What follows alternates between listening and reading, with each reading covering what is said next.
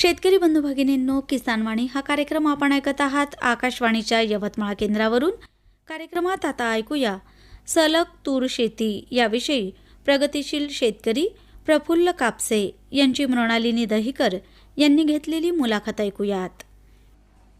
शेतकरी बंधू भगिनींनो नमस्कार. शेतकरी बंधू भगिनींनो, आज आपण सलग तूर शेती याविषयी माहिती जाणून घेणार आहात आणि त्यासाठी आपल्याकडे आलेले आहेत प्रगतिशील शेतकरी प्रफुल्ल कापसे, मुक्काम हिवरा दळणे. कापसे सर नमस्कार. नमस्कार मॅडम. कापसे सर, मला हे सांगा की सलग तूर शेती म्हणजे बरेचसे शेतकरी आंतरपीक म्हणून तूर घेतात, पण तुम्ही सलग तूर पीक घेतलेलं आहे, तर याविषयी काय सांगाल? मॅडम, शेतीमध्ये कसं आहे की मी आजपर्यंत बरेच वेगवेगळे प्रयोग केलेले आहे.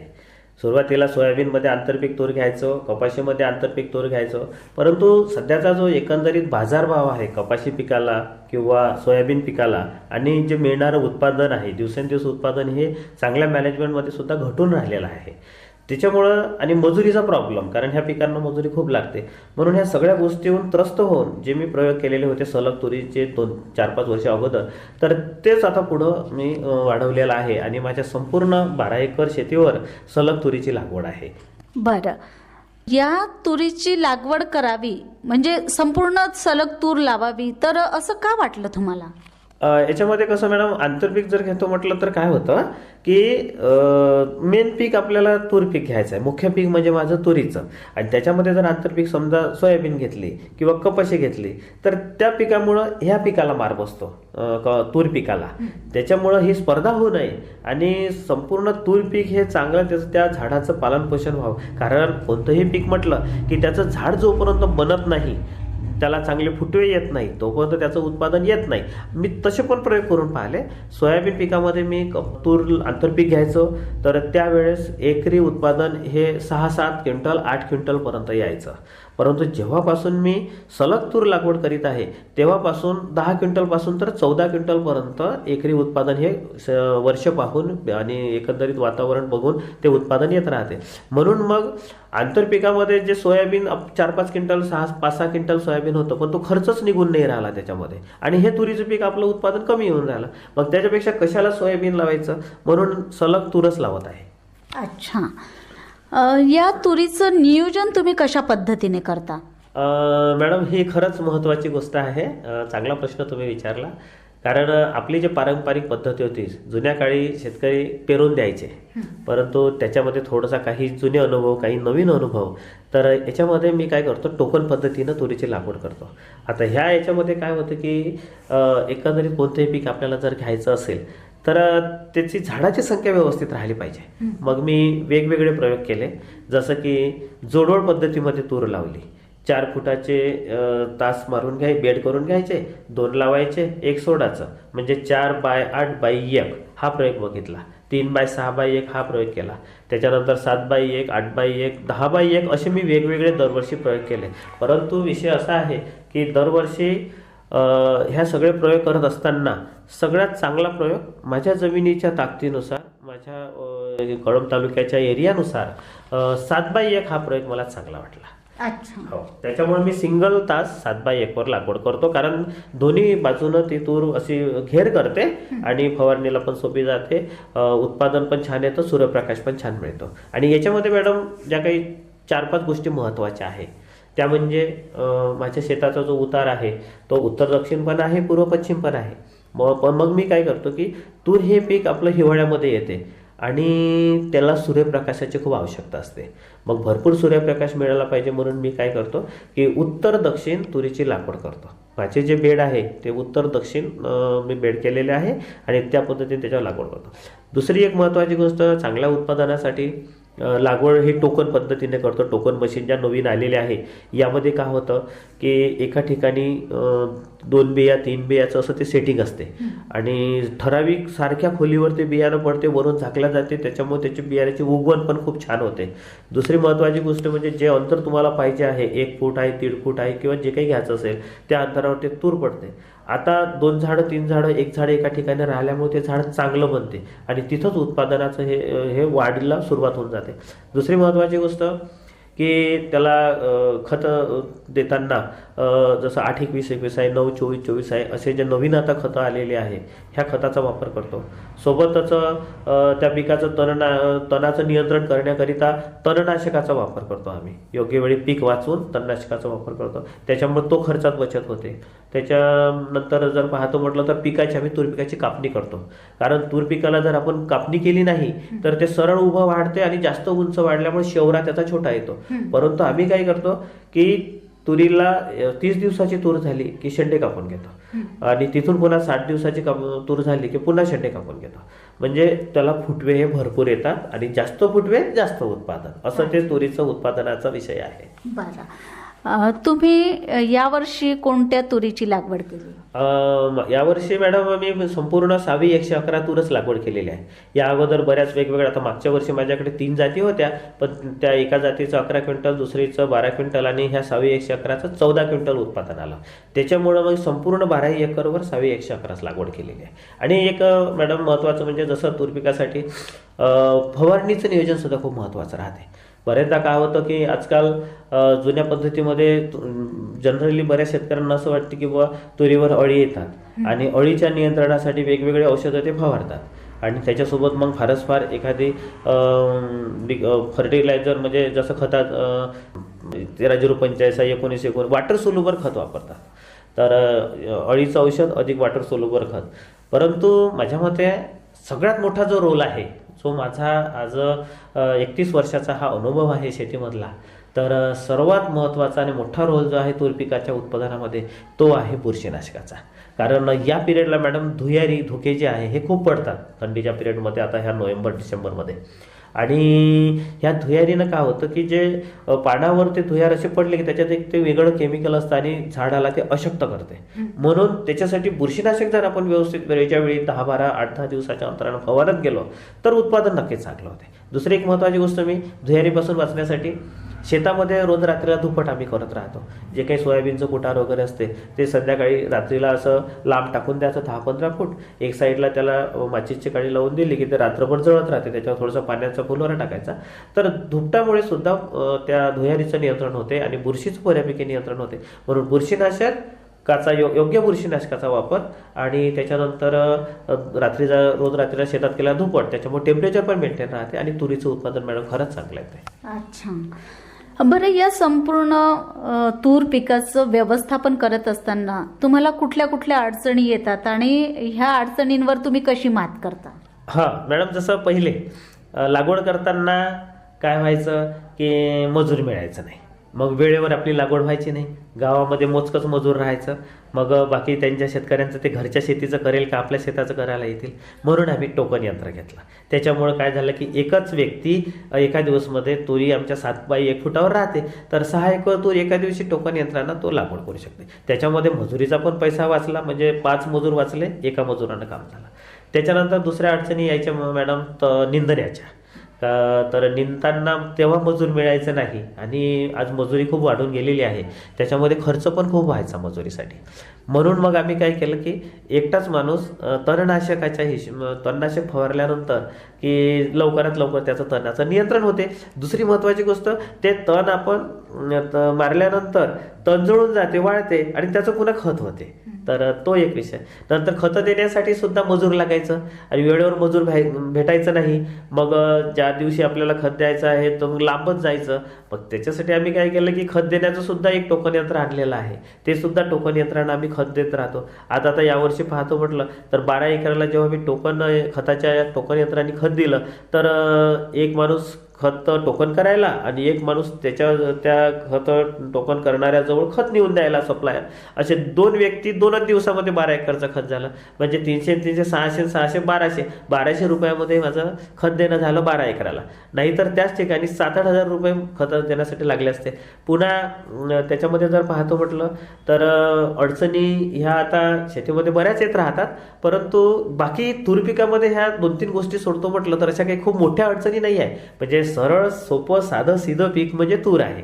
म्हणजे आणि मला तरी असं वाटतं की आजपर्यंत हे जे दुर्लक्षित झालेलं पीक आहे मॅडम, याच्यावर जर आपण लक्ष दिलं तर ते तूर पीक आपल्यावर नक्की लक्ष देते. कारण आज बाजारभाव जर पाहतो म्हटलं नाफेडचे 8,000च्या वर भाव आहे. बाकी पिकापेक्षा भाव चांगलेच आहे. आणि पाण्याची माझ्याकडे व्यवस्था असल्यामुळं दरवर्षी तूर हे हुकमी हमखास 8-10 क्विंटलपासून तर 13-14 क्विंटलपर्यंत पिकतेच.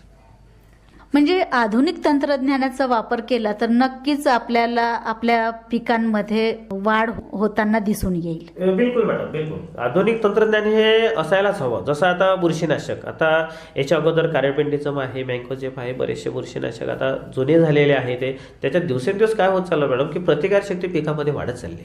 तर त्याच्यामध्ये जसं नवीन नवीन जे बुरशीनाशक आता येत राहते, जसं नेटिव्ह आहे, प्रायक्झर आहे, कस्टोडिया आहे, बेलोना आहे, विस्टार टॉप आहे, त्याच्यानंतर डायमोक्झा आहे, वारिक्स आहे, असे सुंदर सुंदर जे बुरशीनाशक आलेले आहे त्याचे आलटून पालटून जर आपण फवारणी केली तर नक्कीच चांगलं उत्पादन आपल्याला येऊन जाते. बरं, मागच्या वर्षी तुम्हाला तुमच्या शेतामध्ये कोणती कोणती पिकं होती आणि कसं उत्पादन झालं? मागील वर्षी मॅडम माझं 6 एकरमध्ये सलग तूर होती आणि त्याच्यानंतर 6 एकरमध्ये माडी सोयाबीन होती.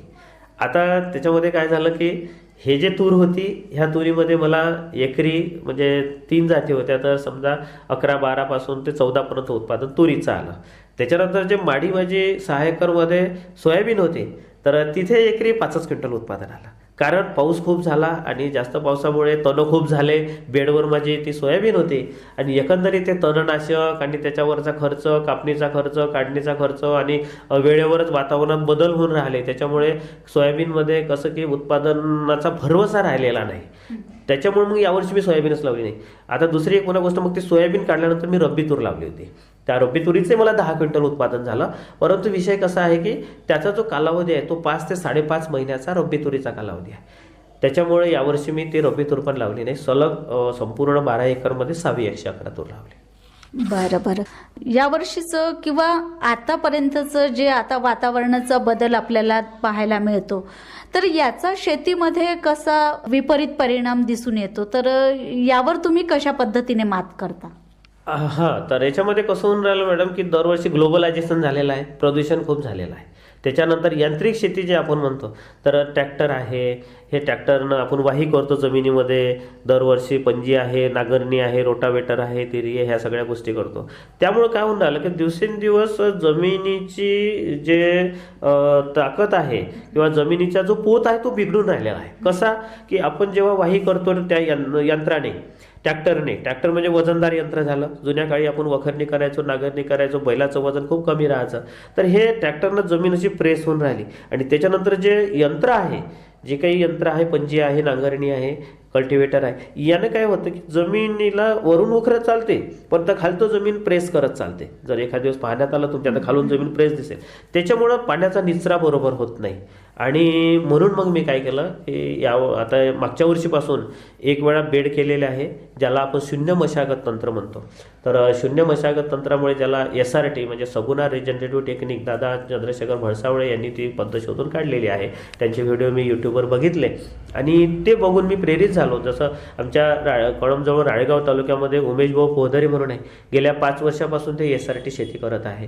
तर त्यांची सोबत फोनवर बोलणं झालं आणि मग मी त्यांच्यापासून प्रेरणा घेऊन यावर्षी, मागच्या वर्षी बेड केले, त्याच बेडवर यावर्षी उन्हाळ्यामध्ये कोणतीच वाही केली नाही, नांगरणी नाही, काहीच नाही, रोटावेटर नाही आणि त्याच बेडवर यावर्षी तुरीची लागवड केलेली आहे. म्हणून नवीन ज्या काही गोष्टी आता याच्यामुळे माझा फायदा हा झाला की मॅडम जे दुसरं 6 एकर होतं जिथं सोयाबीन होतं त्या शेतामधली तिथे सुद्धा माडी तूर आहे आणि हे जे मागच्या वर्षी जे बेड आहे याच्यावर जिथे तूर आता लावलेली आहे तर हे तूर त्या तुरीपेक्षा सवाईनं याला फुटवे जास्त आहे, या तुरीची उंची चांगली आहे, घेर चांगला आहे.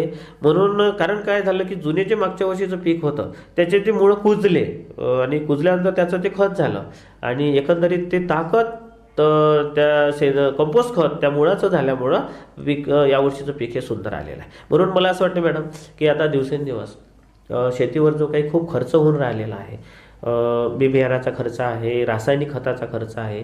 आता ह्या SRTमध्ये रासायनिक खताचा सुद्धा खर्च 1-2 वर्षानंतर लागतच नाही. तूर, सोयाबीन आणि चणा हे जे 3 पिकं आहे या 3 पिकाला रासायनिक खत 2-3 वर्षानंतर द्यायचं कामच नाही. मग जो हजारो लाखो रुपये आपल्या शेतकऱ्यांचा खर्च होऊन राहिला आहे तो वाचतील, त्याच्यानंतर जमीन भुसभुशीत होतील. दुसरी एक गोष्ट म्हणजे जर पाहतो म्हटलं तर मजुरीचा खर्च, नंतर फवारणीचा खर्च. आता काय होतं मॅडम, या शून्य मशागत तंत्रामध्ये एक वेळ रासायनिक खतच आपलं कमी झालं तर फवारणी पण कमी लागते, कारण हे जुळलेलं आहे एकमेकासोबत. रासायनिक खत दिल्यानंतर 8-10 दिवसात शेतकऱ्यांना फवारणी घ्यावंच लागते. मग रासायनिक खतच नाही किंवा कमी जर झालं तर फवारणी पण जास्त होणार नाही. त्याच्यानंतर मजूर या शून्य मशागत तंत्रामध्ये लागत नाही, कारण टोकन यंत्रानेच लागवड होते, टोकन यंत्रानेच खत देणं होते, तणनाशक मारल्यामुळे एकटाच माणूस तणनाशक मारू शकतो. अशा ह्या सगळ्या गोष्टीची, मजुरीची बचत, रासायनिक खताची बचत, कीटकनाशकाची बचत, आणि सर्वात महत्त्वाची गोष्ट म्हणजे आज ज्या पद्धतीनं जमिनीची ताकद कमी झालेली आहे, आज कितीही जरी आपण काही करतो म्हटलं मॅडम, तरी उत्पादन सोयाबीनचे वाढून राहिलं नाही, तुरीचे वाढून राहिलं नाही, कपाशीचे वाढून राहिलं नाही. का तर जमिनीचं पोतच खराब झालेलं आहे, ताकदच कमी झाली आहे, आणि त्याच्यासाठी शेणखत, शेळ्या मेंढ्याचं खत किंवा बाकी आपण टाकू शकत नाही, कारण पैसाच उरून राहिलेला नाही, ज्या पद्धतीचे बाजारभाव आहे. मग आता आपल्याला एकच काम करायला लागेल. ते म्हणतात ना की तुझं आहे तुझं पाशी, तू मार्ग भुललाशी, अशी आपली हे शेतकऱ्याची अवस्था आहे.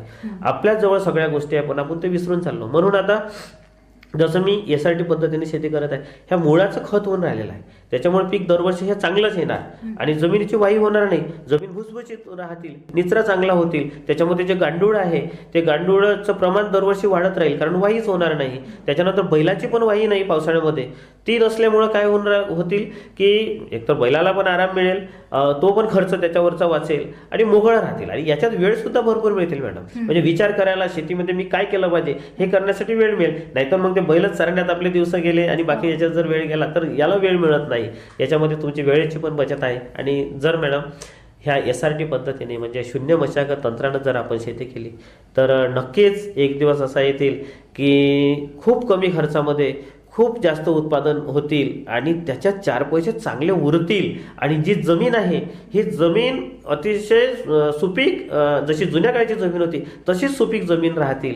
नाहीतर जर आपण शून्य मशागत तंत्र अवलंबलं नाही आणि ह्याच पद्धतीनं जर आपण रासायनिक खतं देत गेलो आणि वाही करत गेलो ट्रॅक्टरने ह्या सगळ्या गोष्टी, तर एक दिवस असा येईल की जमिनी फक्त ह्या 7-12 नावावरच राहतील, परंतु आपल्या मुलाबाळांना पुढे भविष्यामध्ये उपजाऊ जमीन, पिकाऊ जमीन भेटणार नाही. फक्त माझ्याकडे एवढी जमीन आहे, 12 एकर जमीन आहे, अशी गोष्टी होतील, पण उत्पादन पाहाल तर 50,000चं होणार नाही, कारण अति रासायनिक खताचा वापर हा अति उत्पादनासाठी करावा लागून राहिलेला आहे.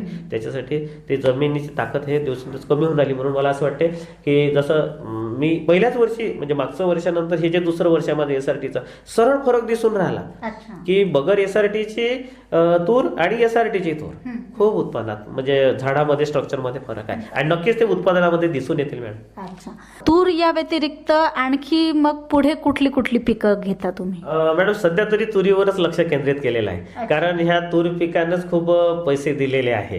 कारण आपण जे शेती करतो, आपण घाम गाळतो. आता माझ्या वडिलांचं वय 79 वर्ष आहे, ते स्वतः शेती करतात, आणि आज तिथं कुठं आशेचा किरण त्या तूर पिकामध्ये दिसून राहिलेला आहे. शेवटी मॅडम रिस्क तर सगळ्या पिकामध्ये आहे, असं काहीच नाही, परंतु तूर पिकाला लावलागतचा खर्च कमी आहे. त्याच्यामुळे उद्या नुकसान जरी झालं किंवा वातावरण बदल झाला, काही जरी झालं, समजा कोणती हानी झाली, कोणती गारपीट झाली, तर जवळून जाणारा पैसा कमी राहतील ना. त्यातल्या त्यात माझी आता SRT आहे, त्याच्यामुळं खूप खर्च माझा बचत झालेला आहे. आता मी जे फील्डमध्ये फिरत राहतो तर शेतकऱ्यांच्या कपाशीच्या शेती पण पाहतो. त्या कपाशीच्या शेतीमध्ये माझ्या अनुभवाप्रमाणे मला असं वाटते की जे शेतकरी जोडवड पद्धतीने कपाशी लागवड करत आहे तर त्यांना बऱ्यापैकी मॅडम उत्पादन येत आहे.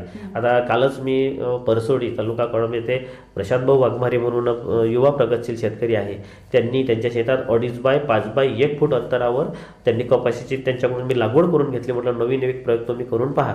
तर आज रोजी मॅडम त्यांची कपाशी 15 ते 20 क्विंटल कोरडोमध्ये एकरी उत्पादन देईल अशी ती स्थिती आहे. म्हणजे कोणतेही जे शेतकरी आहे ते आज चर्चा त्या गावामध्ये किंवा त्या परिसरामध्ये एकच आहे की शेती करायची तर जोडवड पद्धतीने करायची आणि त्याचं व्यवस्थापन त्या पद्धतीने करायचं. कारण मॅडम कसं आहे, आता जे कपाशीमध्ये जर पाहतो म्हटलं तर 3 बाय 1, 2.5 बाय 1, 4 बाय 1 अशी कपाशी सध्या शेतकरी लोक लागवड करत आहे. आता जवळजवळ 15-20 वर्षाच्या अगोदर काय झालं की तेव्हा पाऊस हा कमी होता. कमी पाऊस असल्यामुळे विद्यापीठांनी म्हणा किंवा कंपन्यांनी, बियाणे कंपन्यांनी शेतकऱ्यांना सांगितलं की एकरी झाडाची संख्या वाढवा. आणि झाडाची संख्या वाढवण्यासाठी काय केलं मग की 3 बाय 1, 2.5 बाय 1 असं लोक शेतकरी लागवड करत गेले. मग त्यावेळेस त्यांना उत्पादन बऱ्यापैकी येत होतं कारण पाऊस कमी होता. परंतु आता कसं झालेलं आहे की ह्या 3-4 वर्षाचा जर तुम्ही इतिहास पाहतो म्हटलं तर पाऊस हा भरपूर येऊन राहिला. मग एवढ्या कमी जवळ लागवड जर केली तर झाडाला वाढफांद्याबरोबर येत नाही.